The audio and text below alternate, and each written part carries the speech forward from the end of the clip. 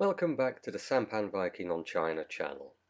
Sometimes an event happens which may appear innocuous or just a bit strange, but the true significance of it may not be apparent until a little more time has passed. I am very much suspicious that this may have occurred at the very strange summit between China and the United States in Alaska just over a month ago, where it didn't really make a huge amount of sense with what was actually being transacted between the two parties. There was no schedule, um, there was no agenda. It just seemed a chance to square up to each other and be unpleasant. And then when I look at subsequent events, um, including the Wendy Sherman visit to Tianjin just last week, and the kind of exercises going on in and around the Pacific and elsewhere at the moment, I look at it again. And I must admit, I did wonder about this at the time, but I kept quiet, I kept my powder dry, and I have reached a fairly unusual, quite like a shocking conclusion, and that is that what we had in Anchorage was in fact a declaration of war between the United States and China. Now, I know that is quite almost an over-the-top thing to say, and it might sound like clickbait and all the rest of it, but I think that is a justified conclusion to draw because there was very little else obvious about it in that meeting that came out. Now, very long ago, a bit of a Scandinavian sampan Viking heritage in this. I, long time ago, realized that if you want to understand international relations and the feudal nature of it, you could do far worse than study the old Icelandic sagas, because this worked in exactly the same way as the United Nations does, in exactly the same way as international relations do, where you have a forum between the powerful men of the time, where they get general agreement with their position on something and a free hand to take whatever remedial action they think is needed. That is how the Icelandic whole thing and the Icelandic Republic worked. And it's very, very simple. If you take modern nation states and reduce them down to individuals, you find an amazing correlation between how the two systems work. So one really is the inheritor of the other, or one, if you like, is the progenitor of the other. That is the same basic process has simply continued and grown to a much larger scale in the modern age. And I dare say other cultures had very similar things as well at some point or other. And I thought of it in this terms. Okay, well, let's go back to 11th century Iceland.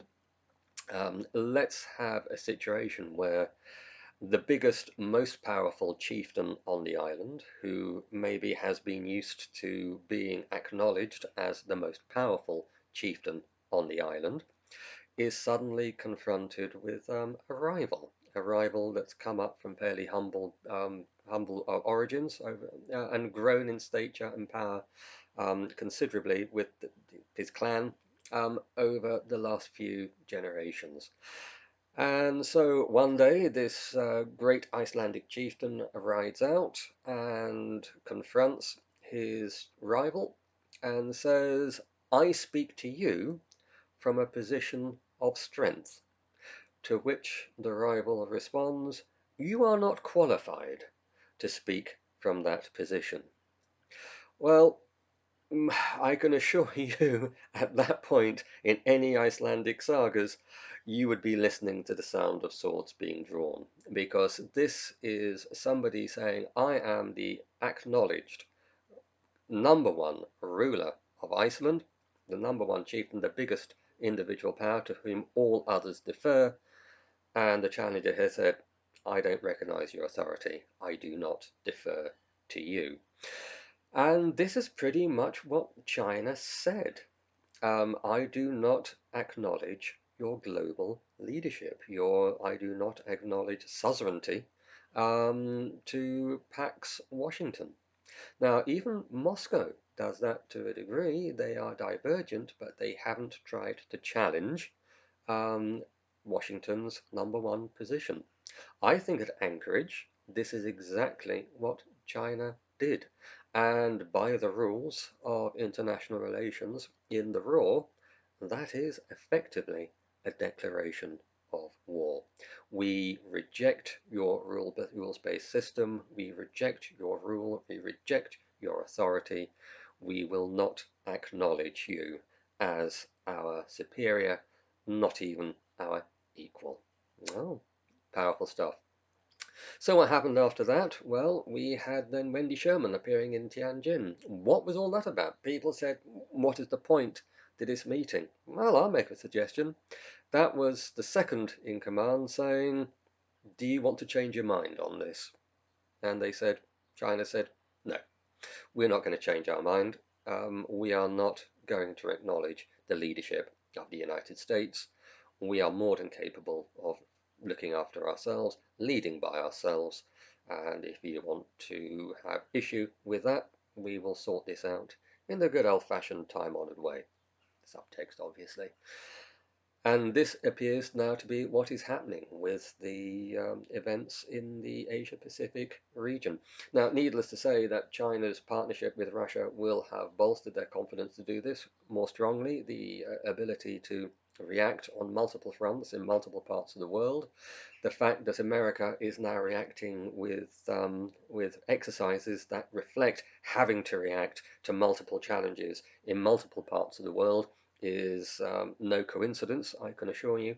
And of course, massive military exercise of the United States going on in the Pacific, and shortly to start with China in the South China Seas. It does look as though it is squaring up for a confrontation. And as I've said in previous videos, when that confrontation comes between America and China, there is only one location where it can be that has any significance, and that is Taiwan.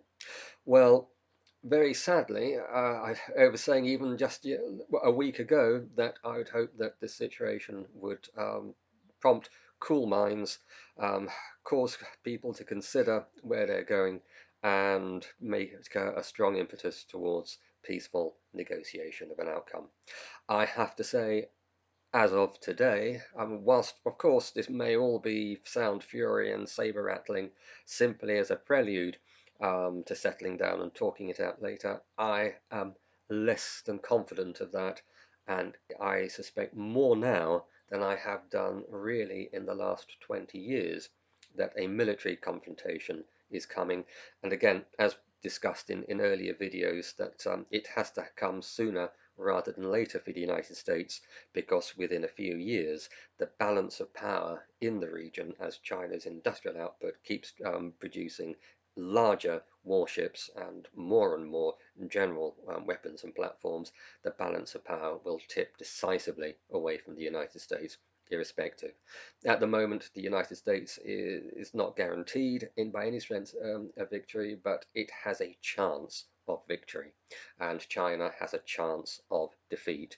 Those probabilities shift in China's favour inexorably over the course of literally day by day. The balance shifts towards China and away from the United States. A fairly sobering assessment of the state of affairs, but sadly one that I think does accurately reflect what is really going on, and which does accurately reflect what the true nature of the diplomacy has been over the last month or so between the two superpowers. Well, thank you very much for joining me for this short video. Not the happiest of subject, and generally not just attempting to sensationalize and play up. I do believe that we are living now in very dangerous times, and that may become more and more apparent in the very near future. I hope this video may have been of of some help to you to understand some of the events that have been going on. I hope you'll join me for future videos in the not too distant future.